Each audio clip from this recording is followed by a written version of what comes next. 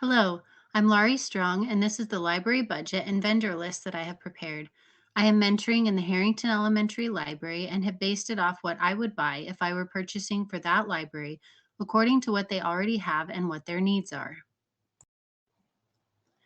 The vendors I would use for books are Follett Tidal Wave, Bound to Stay Bound, and Pergamum Books.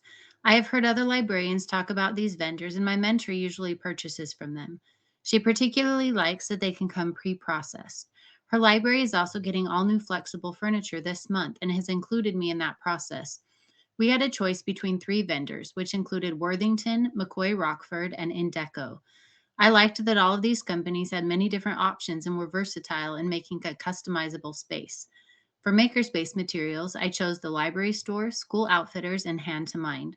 All three of these vendors have a variety of maker options that include supplies, crafts, kits, and storage. For technology tools, I first chose a couple of my favorite software and electronic resources, which are Mackin and Gale. But the main need at this school is iPads. The district is taking away all the iPads to offset the cost of each student having a Chromebook. In the library, though, we use the iPads for student check in, makerspace activities, video club, and more. So I chose the Apple Store as the last technology vendor. For library supplies, I chose Demco and Brodart. My mentor uses Demco for almost all her library covering and repair supplies, but Brodart seemed to have a good selection as well.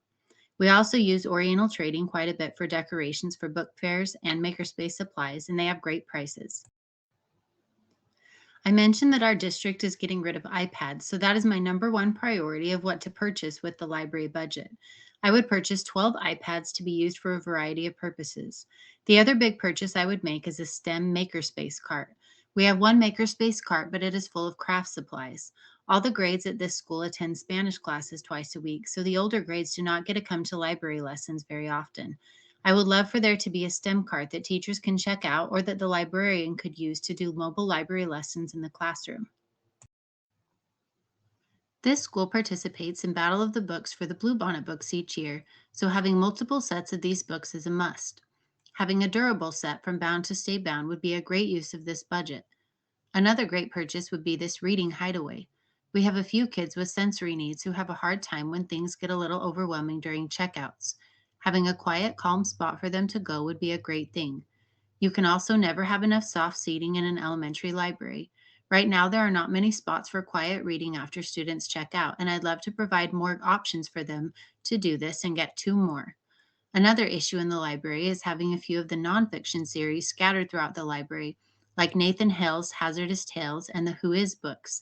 These small display shelves would provide a spot to keep them all together on top of the nonfiction shelves, and I would purchase three of them. Jacket covers preserve the life of hardback books, and buying the adjustable rolls of cover are more cost effective. I would purchase a roll of 9-inch and a roll of 12-inch. This library also just uses regular rubber bands when repairing books, and I love that these H bands provide even pressure and are so easy to use. This package comes with 50. This is the detailed report I made in Excel when creating my budget. It includes the quantities, price of each item, and also the cost with tax. The grand total of my purchases will be $9,977.70. I think overall these items will be great purchases for this particular library. Here are my website link references. Thanks for listening.